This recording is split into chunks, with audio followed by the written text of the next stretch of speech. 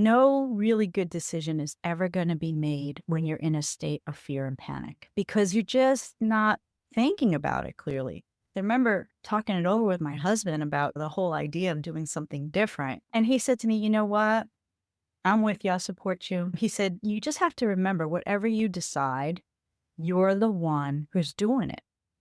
Even if you go through conventional treatment, he said, I can't do it for you.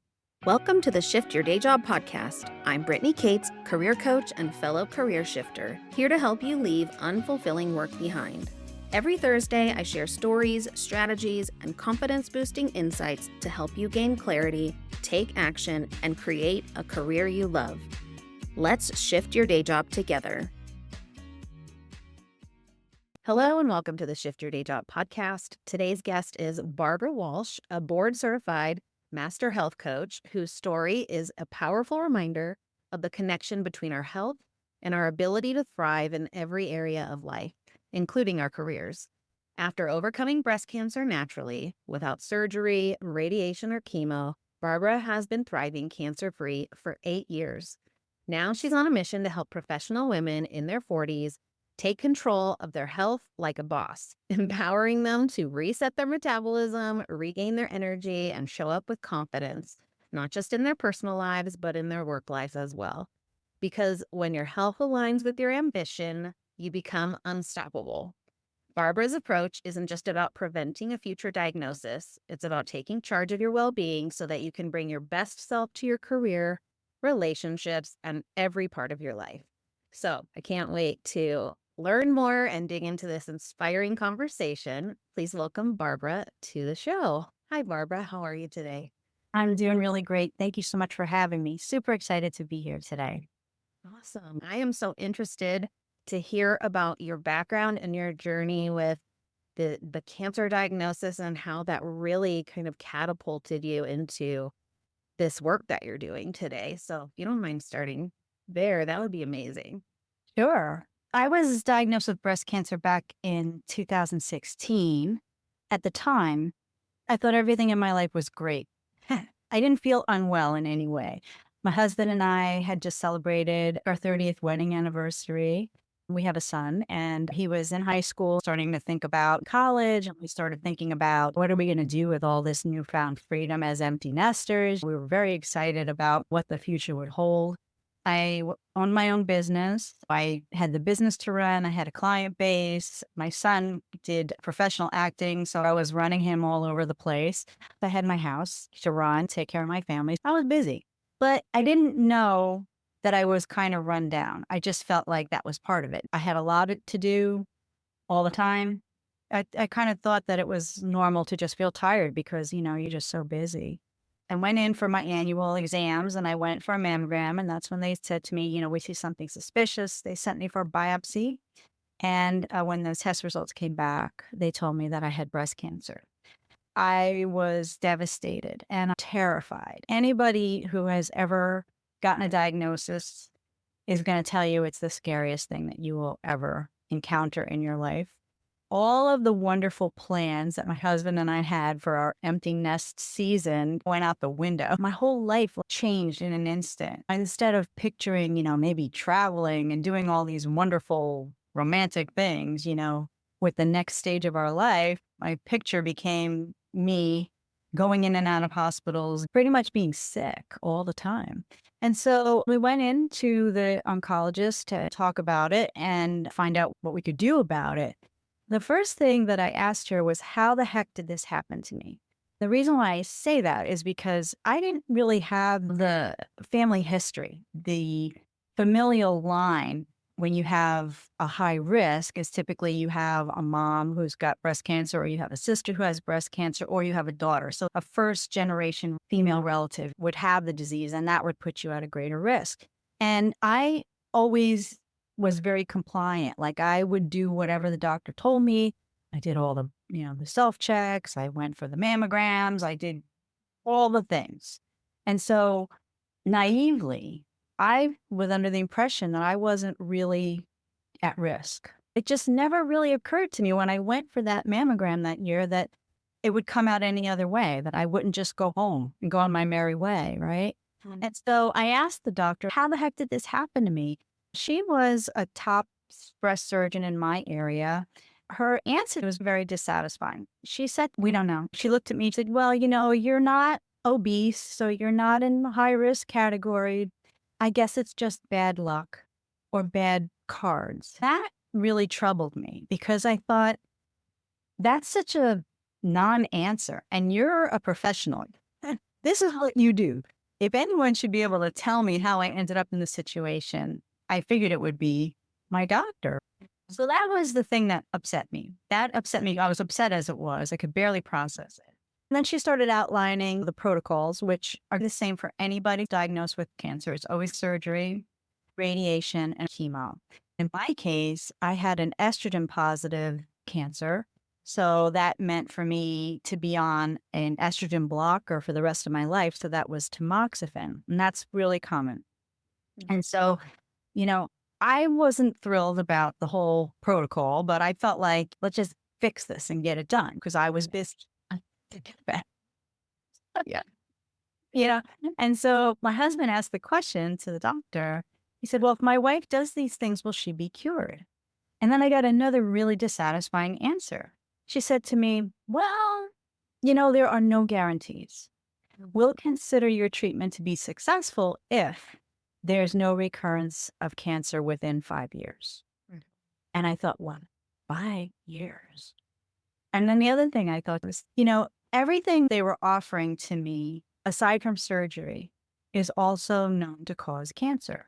Like it's well documented in scientific literature that chemotherapy causes cancer, totally carcinogenic. Radiation, we know, causes cancer. Meanwhile, I was looking at the whole left side of my chest cavity being radiated. And so the implication of that is that there's going to be some collateral damage with that treatment. So that would have meant that I could potentially have damaged lung tissue because of that. It's well known that people often end up with heart tissue damage because the radiation in the chest area. I found out that tamoxifen is known to cause uterine cancer. As I weighed the options, it didn't look good to me because if I go through this treatment protocol, even though I know it's standard, it's what everybody does, and I continue to expose myself to things that are known to cause cancers, cause and effect. Logical thinking would tell me that my risk of getting a recurrence is going to be pretty high if I'm constantly exposed to cancer-causing agents. So I couldn't agree to the treatment because I didn't have confidence in my doctor and I didn't feel confident in the treatment because this was no guarantee at all. It was all so uncertain. So my husband and I are Christians and I was really wanting peace. I was terrified. I was upset and I just needed to find peace and I needed some direction to know it would be the right thing to do before I signed on for a treatment that could potentially have devastating side effects on my body and my health. So that's what we did. We left, went home, and I spent a lot of time praying. I actually did this in the time I was waiting for a second opinion. I'm in the Northeast and I was waiting to get into the mecca of cancer treatment centers in New York City, but I couldn't get in there. I had to wait. And that actually turned out to be a blessing because it gave me some time. When you're diagnosed with cancer, there's a big rush. There's a lot of pressure. As soon as you get that diagnosis, they want you in treatment. You've gotten a biopsy, they want you in surgery the next day. Right after surgery, they want you to start your rounds of chemo and schedule your radiation. It's like a rapid succession type of a thing. This gave me time to process what they were telling me, which was big because I was completely overwhelmed. As I was spending this time in prayer, I don't have a medical background at all. I don't have science in my college degree or anything like that. But I really felt led to do research. And so I thought, this seems like something I could do to try to regain some semblance of control of what was happening, just to get understanding. So I started doing all this research and I learned so many things that I didn't know before. I learned that less than 5% of all the breast cancers out there have a genetic predisposition, which is a staggering statistic when you think about it. When you think about all the people who get breast cancer. In fact, currently it's like 1 in 8 women in their lifetime will get breast cancer. And like every 2 minutes, a woman is diagnosed with breast cancer.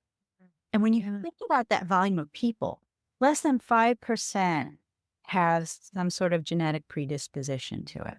Right. So what that tells you is it's not about your genes. Interestingly, the World Health Organization actually categorizes breast cancer as a lifestyle disease. It actually categorizes all cancer as lifestyle diseases. So what does that tell you? It tells you that we can affect a change in our bodies to prevent that because it's not out of our control.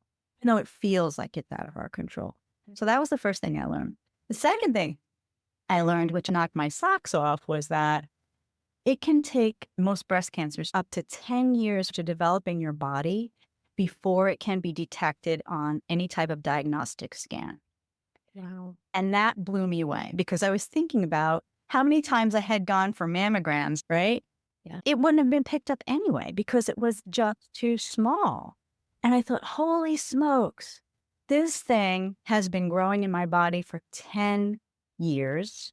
Mhm. And I just had no clue that that was even a possibility, right? And so then I started weighing out the whole thing, the 5-year timeline that the doctor was giving me. And then I started thinking about the slow growing nature of most cancers. I thought, well, it took 10 years for this thing just to be found, Yeah. which theoretically could be another 10 years before it progresses to another stage. Mm. Go through the treatment in 5 years and then maybe have recurrence in 5 years. And I'd be Mhm. back in square one. Yeah. So a crapshoot in my mind. I'm thinking this is like crazy. There's no good solution here, is what I felt like. So I started thinking about this whole 10-year time period and the fact that cancer is a lifestyle disease. I started thinking, what would even prevent cancer in my body and how could I even get better from it? That's when I learned the power of the immune system and that it's like the key really to either being a person who doesn't ever get cancer or one who does get cancer. And it's the key to even recovering if you go through conventional treatment. Uh-huh. So this is ironic because I started thinking about the treatment protocol and the conventional treatment protocols of chemo and radiation have devastating effects on your immune system. So it's harder to get better after you go through the treatment protocol, which is probably why you're even more susceptible for recurrence because you don't have full capacity of your immune system to protect you from a disease, which is what it's designed to do in our bodies, right? Yeah. So I started thinking about all this stuff and I thought, okay, so it's all got to be about my immune system. And as I looked back over that time period, I realized that when I was doing my thing and I thought everything was fine and, I was tired all the time, I also was one of these people that was sick a lot. And I didn't even realize I also had other things going on all the time. Like I had chronic UTIs. Every time I turned around, I would have a UTI. And I would always run to the doctor and they'd give me a prescription. And after that week, I'd be good for probably another week and bam, I'd get that thing again. I had sinus infections recurring. I had GI issues, indigestion when I ate, constipation, acid reflux, sinus headaches. I also had rashes, developed crazy rashes that would just pop all the time. So I had these near things going on. And I was constantly running back and forth to my doctor because I was a good compliant patient and I needed help. Right? Yeah. And they were trying to help me the best way they could and the way that they deemed would be to give me a prescription to help alleviate my symptoms. But they never really helped me to tie it together. Think about it. If you have a sinus infection and you get a UTI and then maybe you get a rash and you catch a cold and these things are happening at the same time, I didn't put it together that they could possibly be rooted in the same thing. But really, the truth is they are all rooted in the same thing because they all have to do with how well your immune system is functioning. And mine was clearly compromised. And because I had that, my body was sending up these red flags. It was like my check engine light would go on. All of these things were like my body saying, Hansi, we got a problem here. We need to something. I had resigned myself to the fact that, I'm getting a little older. This is just how it is. I'm slowing down. My body's breaking down. Everybody does this. So it kind of normalized all those symptoms for me. I got used to feeling tired all the time. I got used to feeling crappy all the time. I got used to feeling like I was dragging. And I almost expected being sick all the time, which is terrible. Terrible state to be in because it's like resigned acceptance to something that doesn't necessarily have to be. As I was thinking about that, I thought, wow, my immune system's compromised. Finally, I know. So what do I do? How do I strengthen my immune system? That's when I discovered the impact that food has on our bodies. I never cared about food ever, aside from whether or not it tasted good. I didn't care if it was good for me. None of that stuff mattered to me. And even growing up, when you're a kid in school, you kind of learn about food, biology, and health class. It never really occurred to me that everything I had been eating for my lifetime was impacting my body in some way, whether it was going to support my body's ability to stay healthy or to heal and recover, or maybe it was contributing to a deficiency in my body that was leading to this depressed immunity, which ultimately set the stage for the breast cancer diagnosis. So what that meant to me was that I felt like I had regained some power over my situation because controlling what I was eating was something that I could exercise my will over. It just made so much sense to me. It kind of gave me hope because I was feeling pretty hopeless prior to this. Yeah. At the same time, I met a woman who had been diagnosed with stage 4 breast cancer 20 years before me. And she was still alive and she was thriving. She chose not to do conventional treatment. She ended up taking a natural path for healing, and she just blew me away. I don't know one person who was ever diagnosed with a cancer who lived 20 years after the diagnosis and was actually thriving. So when I met her, it was really impactful for me. She told me about what she had done, and then she gave me this amazing pearl of wisdom. She said, you have the diagnosis, but you actually do have time to process it. So you're going to be okay. You're not going to die tomorrow. And then she said to me, and if you're even thinking about trying something natural, you may want to try it and see if it works for you. If it doesn't work for you, you can always go back. You can always get surgery. You can always get radiation. You can always get chemo. The doctor is never going to tell you you cannot get those things. And I thought, wow, what a great plan B. I thought, try this because it made so much more sense to really nourish my body so it could heal and get stronger than it did to sort of bombard myself with all of this toxicity that is known to cause cancer and hope that maybe I'll get better at the end. I told my husband about it and he was great. He was like, whatever you want to do is fine. Obviously, I had it in my mind. If it didn't work, I'd go back. But the other thing I thought to myself is, if I do this, it's probably never going to hurt me. And if anything, I'm obviously in a depleted state. It'll probably help me get stronger. So that way, if I do go conventional treatment, I can actually withstand it and maybe come out better on the other side, right? This was my motivation. So I decided I was going all in. I had the peace that I wanted. I had clarity of what I was going to do. It was like all my prayers got answered through this whole time period. So I went all in, changed my entire diet. I detoxified myself. I got off the couch. I was never one to exercise, hated it. I changed the way I managed stress. I just changed everything.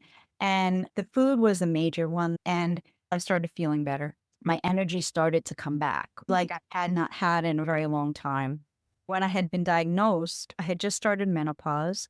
And I was one of the lucky ladies who gains a lot of weight when they go into menopause. I had gained like 30 pounds and I could not get that weight off no matter what I did. Again, I was resigning myself to the fact that, okay, I'm getting a little chubbier.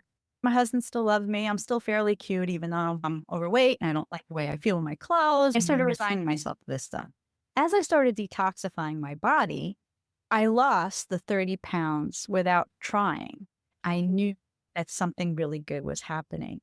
So I ended up doing that for like 6 months.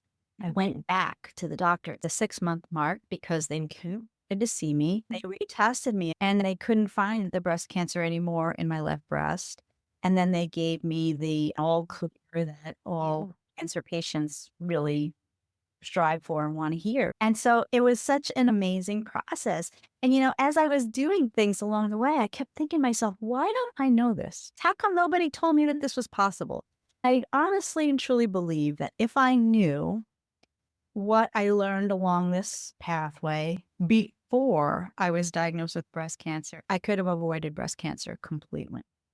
That is why I changed my life. And that's why this breast cancer thing actually became a wake up call that was really for the better. It helped me to turn my health around. It changed my attitudes as far as my health, as far as the way I take care of my body. And then it also became like a catalyst because I was like, oh my gosh, people need to know this. It's everybody's own personal decision. I totally respect that and understand it. But I got to tell you, there's some amazing stuff that's possible. That's when I decided to become a board certified master health coach to help women discover what nutrition can do for them, whether or not you have cancer. And I always tell people, you don't have to wait until a doctor hands you this devastating diagnosis to take control of your health. It's like the best kept secret. Feeling amazing every single day is the best kept secret. I'll be honest with you. I was like, your typical American woman, busy, running around, stressed out, first online at the drive-through, drinking venti cappuccinos and eating peanut M&Ms for protein. That was me. You always know what you should do. Let's be honest. We know what we should do. Yeah. You don't really do it. And why is that? Because, well, in my case, I didn't think it would make that much of a difference, honestly. I felt like it would be a lot of effort for like no payoff. I was so wrong about that. And I tell people that it's like the best kept secret. It makes huge differences in the way that you look, in the way that you feel, in your confidence, in your health, and your ability to stay healthy. It doesn't take that long either to start to see these changes. Like I did that first detox when I lost that 30 pounds. That was a 30-day detox. And that's how quickly I saw a change. So that's how I ended up becoming a health coach. And then 2 years ago, I decided to go back to college. I'm working toward my master's in nutrition. So I'll be coming out hopefully as a nutritionist at the end of that. And I think I can marry those two things together. It's like really, really help people. A few things stood out to me. One, this idea of experimentation, like, okay, I can try this thing in this period of time. And if it doesn't work, what's the next thing, right? When you hear from your doctor this diagnosis, there's a lot of panic, and the urgency from them is making you feel like it's urgent. I just think it's so relatable, not just with health, but even with your career or any decisions you're making in your life. If you look at it as an experiment, there's always going to be a plan B. There's always going to be another option. And the best time to make decisions is not when you are in fight or flight. It's when you have given yourself the time to step back and reflect and really feel into what would be best for you. Mm-hmm. Yeah, so true.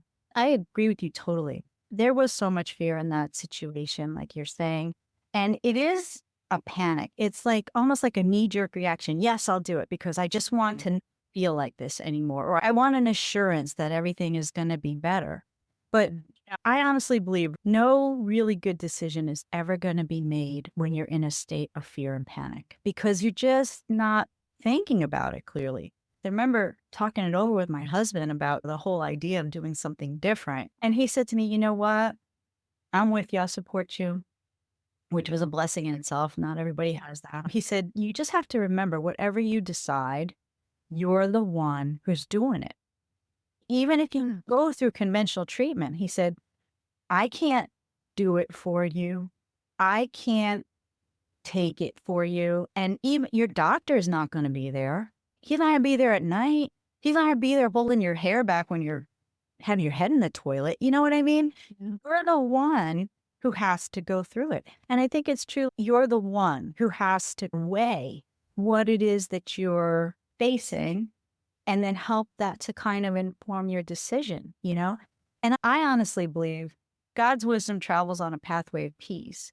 And that was my barometer. I really needed peace because I was scared. I was scared out of my mind. So when I thought about the two options in front of me, the one that gave me the most peace was the one that I chose because I felt like if I had peace in that, then I could be clear minded in the Mm. direction I was going in, and it would be much better than being panicked and fearful all the time. I think that's true in every decision. Do I have peace about this thing?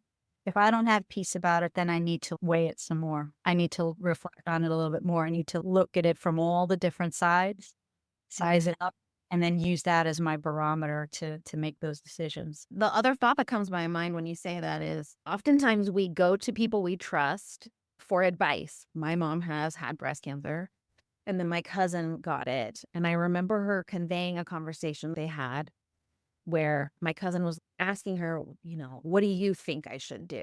And my mom was very much like, you got to get it gone, do the treatment, do what the doctor says. I've even had a scare where I had the option to have a biopsy and I wasn't really sure if that's what I wanted. And I talked to my mom and my aunt, and they were like, why wouldn't you? And there was this fear instilled in me. And yet I had this knowing in myself that I don't have cancer. Like, I know it, but I felt so pressured and so panicked that I went and had the biopsy. It was a terrible experience. Terrible. Worst thing ever. It was a terrible experience. And I was in such mental and emotional turmoil, and it turned out to be fine. Thank the Lord. But as you're talking about what your husband said, you can choose, but you're the one that has to go through it.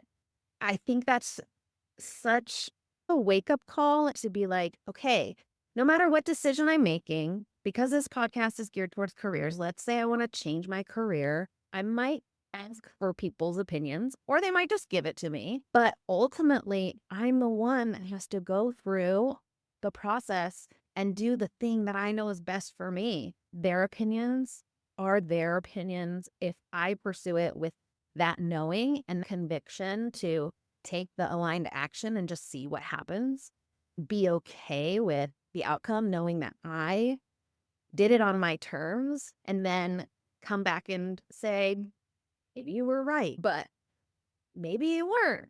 And that's really cool when they're not right, like when you're like, look what I did.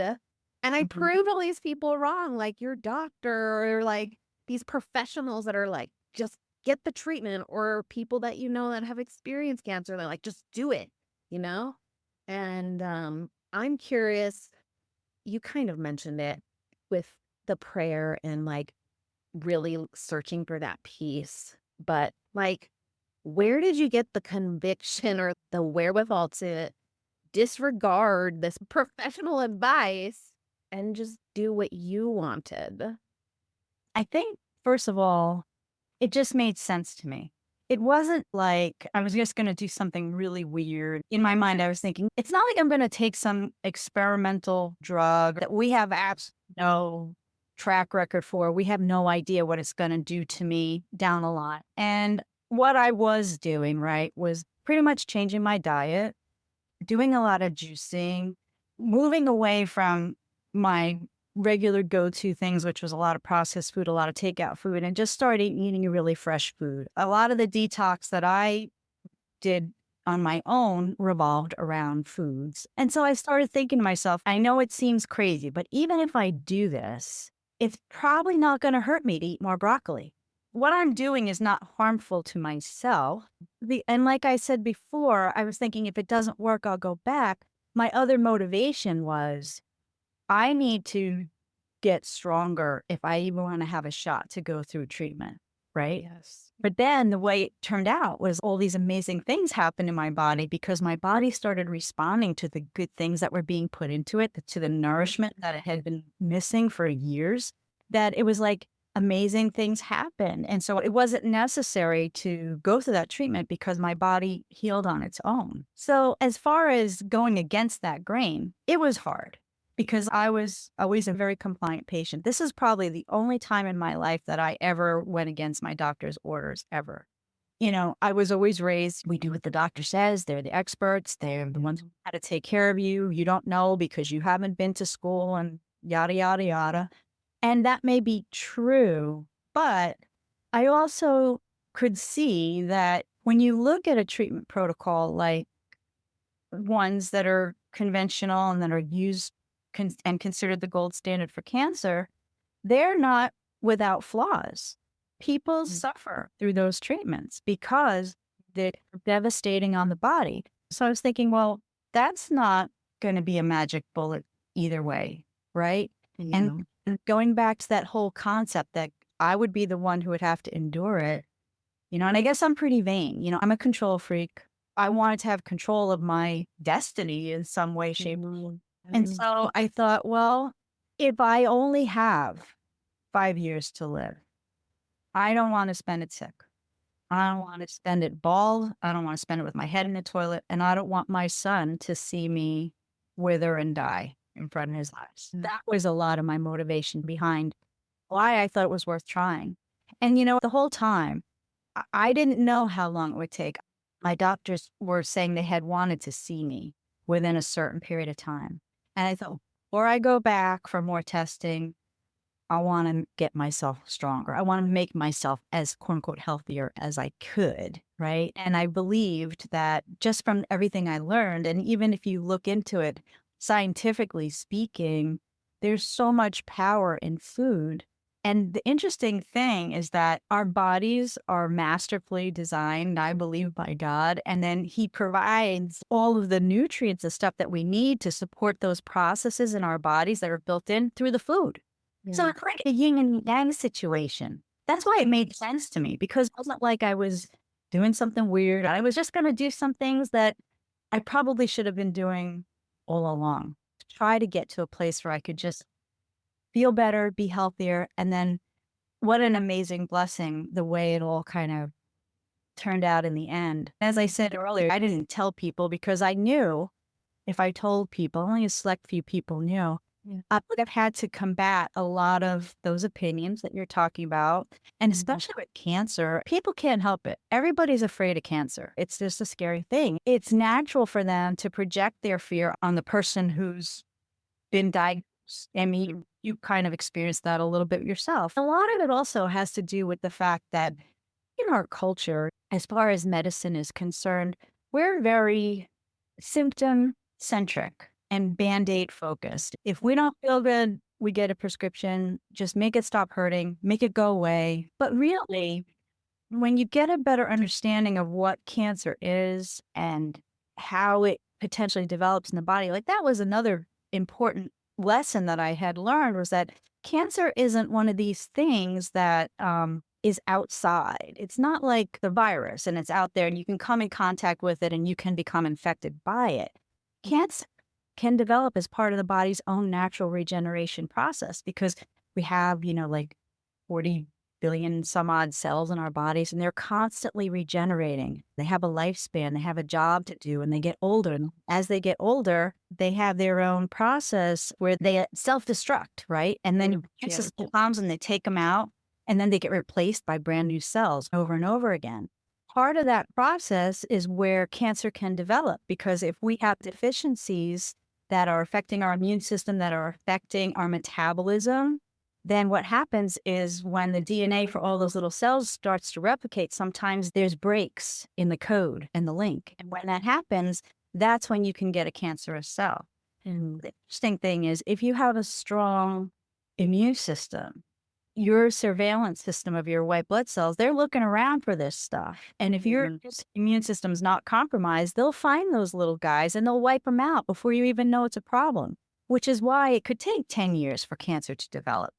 And the reason why those cancer cells can slip through the cracks is because we become overloaded with inflammation, toxicity. We're depleted, nutritionally speaking. Our surveillance system is thin. We don't have the reserves to go around and put out all the inflammatory fires that are probably going on in our bodies. In my case, the headaches, the UTIs, all the inflammation going on, right? And because of that, that's when cancer develops. I believe that understanding that is the key to being set free from the fear of it. because it's not mysterious anymore. It's like, well, a monster in the closet or under the bed is going to jump out and it's going to grab you. You don't know what's going to happen. You have no control. But when you actually understand some of the processes behind it, how it occurs and how the body works and what's in place to protect you from it, then you understand that your job is to support those processes so that you could stay well and live and thrive and be healthy. There's nothing to be afraid of anymore. Yeah, no, I think of the stigma that society puts on cancer. It's through media and things we hear all around us, but having that understanding is essential to removing fear in general. So I love that a reminder. And as you're talking, I heard somewhere recently, like everything made up of energy, which I already knew, but then someone was pointing out, which means food is made of energy. The energetic exchange between the foods we choose to put in our body is what's going to affect the energy that we have in our body. And then also the other thing that as you're talking, the cells, they do their job and they die and they're replaced. And it's like, oh, yeah, because our bodies are constantly regenerating. The body I have now is not the body I had a year ago because Right. that energy keeps going. The cells keep reproducing and changing or whatever. And so it makes so much sense what you're saying as far as like, okay, if when that regeneration happened over here is missing something, then the next regeneration is going to continue to miss that thing unless we replenish it. Yeah. Mhm. Yeah. And that's why, honestly, a lot of people think that cancer is a genetic disease, but it's really metabolic disease because metabolism is how your body converts the food that you eat into the energy that your body needs to sustain itself and stay alive. Right. And so cancer is actually a metabolic disease because it is all about energy. And another question I have for you is when you're talking about taking better care of yourself, there's so many things out there that we could possibly do. But when you say, I started with food, which sounds like one thing, but it can become kind of overwhelming. Do you have any recommendations of where to start so that they're actually taking that next step that's going to make an impact on their bodies and their health? Yeah. Well, in terms of food, I think it's important to educate yourself as far as any cancer is concerned. Educate yourself. What you want to do is you want to avoid foods that feed cancer. And I'm sure you've heard this, but one of the biggest ones, I'm sorry, people, it's sugar. So, like, if you can just start to pare back your sugar, that would go a long way.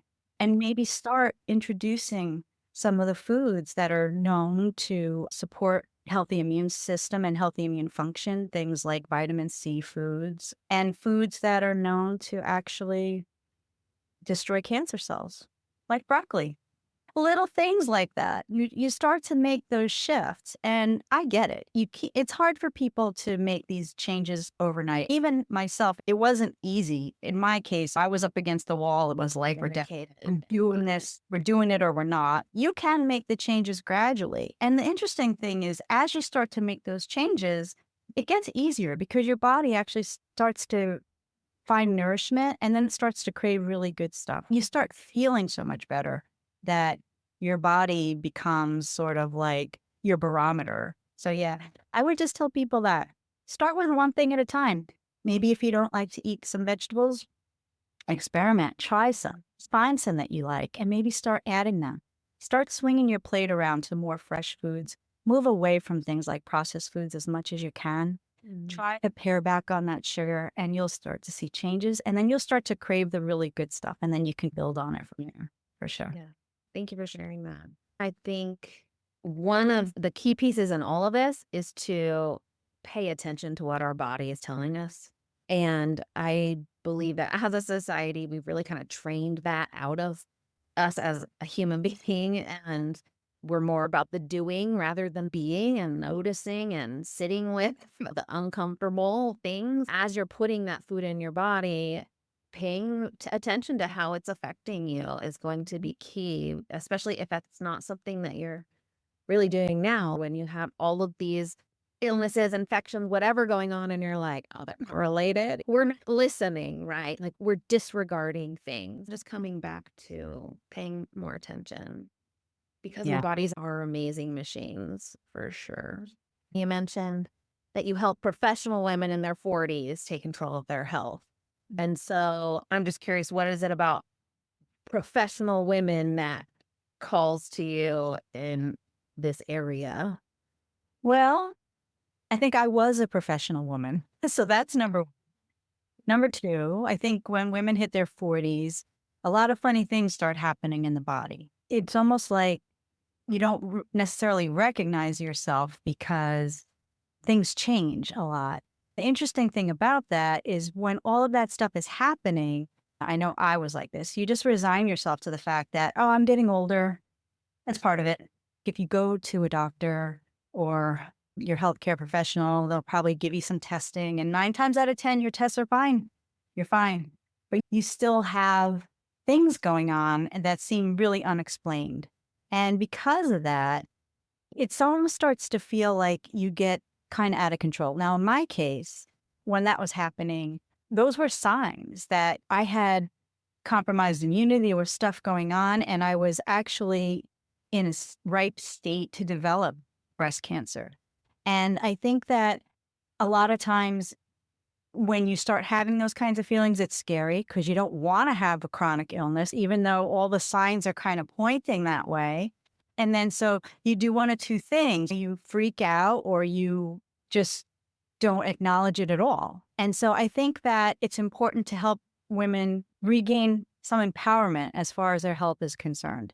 Just like in a professional situation, you have autonomy in what you're doing. You have that same kind of autonomy with your health. I think there's a disconnect there with a lot of women. And I think partially that's because if you're a professional woman, 9 times out of 10, you're not just a professional woman. You're a professional woman who probably has a family, who might have kids or maybe pets. You wear a lot of hats. And when that happens, your health goes to the bottom rung.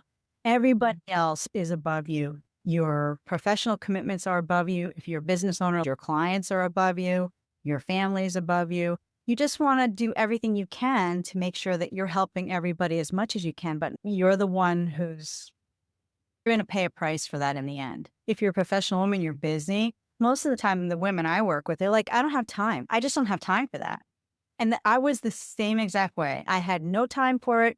I didn't care that much about it. I didn't think it would make that much of a difference anyway. And then I came to learn that none of that was true. And the other thing I really came to learn was that if I wasn't physically, mentally, emotionally sound, everything else in my life, no matter how hard I worked to make it good, was going to suffer because of that. That's really why it makes a difference to me, working with women kind of in that space, because I've been there and I feel like I understand that. So to wrap up, would you mind sharing with our audience if they want to learn more from you, where they can find you, and what you have to offer? Sure. Okay. You can always email me, healthcoachingwithbarbara@gmail.com. You can find me on my website, www.goodnaturewellness.com.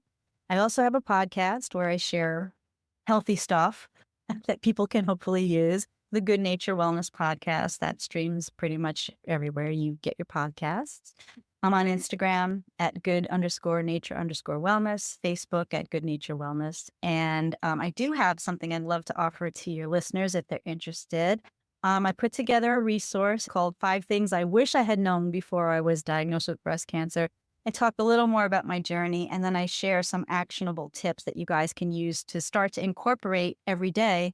So that way you could start to boost your immune system and start feeling really amazing and regain control of your health, which was a turning point for me in my journey. If you'd like to get that, you can get it at my website. Thank you so much for being here, Barbara. It was a pleasure to talk to you. I appreciate your willingness to share your story because cancer is such a vulnerable topic that not everybody is comfortable with sharing that. So thank you for being open. You're so welcome. Thank you for giving me the opportunity. It's been a great time with you today. Thanks for tuning in to the Shift Your Day Job podcast. If you've loved this episode, leave a review. It helps more women find the show. Feeling stuck in your career? Let's connect. Follow me on social media at shiftyourdayjob or email me at shiftyourdayjob@gmail.com. Until next time, I'm Brittany Cates. Let's shift your day job together.